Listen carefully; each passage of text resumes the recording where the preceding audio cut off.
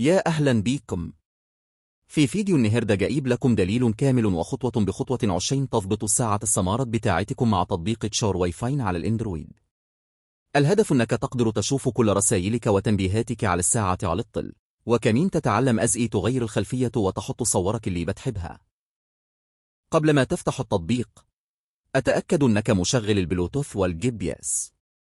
خطوة أساسية هي أننا نفتح صلاحيات الموقع والتخزين. هتدوس ضغطة طويلة على أيقونة تشار واي فاي وتدخل على معلومات التطبيق، وفي قسم الأذونات فعل كل الاختيارات المطلوبة. نصيحة مهمة: بعدما تعمل كده اقفل التطبيق من الملتي تاسكينج الشبابيك المفتوحة عشان الإعدادات تسمع صح وما يحصلش مشاكل في الربط بعدين. لما تفتح التطبيق لأول مرة وافق على شروط الاستخدام وسياسة الخصوصية. عندك اختيار إنك تسجل بإيميلك أو تدخل على طول Direct Access.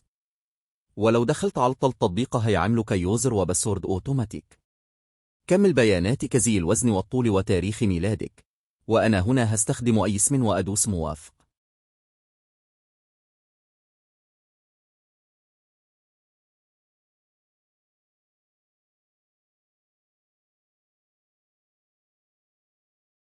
على طول هتظهر لك رسالة تنبيه. لازم تختار الذهاب للإعدادات عشان تفتح مفتاح الوصول للإشعارات لبرنامج تشار واي فاي. أول ما تفعله ارجع تاني للتطبيق. روح لاختيار البحث عن الجهاز Find Device عشان تبدأ تدور على ساعتك. لو مظهرتش القائمة لأي سبب أتأكد أنها مش مربوطة بموبايل تاني. ولو المشكلة لسه موجودة أنصحك تعمل إعادة ضبط مصنع للساعة وتجرب تاني. عشان الإشعارات توصل الساعة ادخل على إعدادات الجهاز ودور على قسم الرسائل Messages وفعل التطبيقات اللي عايز يجيلك منها تنبيهات زي الواتساب أو الفيسبوك.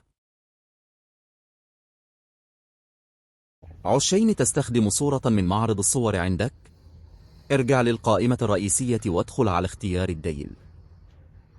اختار ثالث خانة اللي اسمها داي واي ديل ودوس على اختيار صورة ونقي صورتك المفضلة. في الآخر دوس حفظ واستخدام واستن ثواني لحد ما الصورة تتحمل. ملحوظة مهمة: أتأكد أن الساعة مشحونة كويس عشان ما تفصلش منك وهي بتنقل الصورة. لو الشرح ده فادكم هكون شاكر جدا لو اشتركتوا في القناة وثبتوا برأيكم. سلام ونشافكم الفيديو الجاي.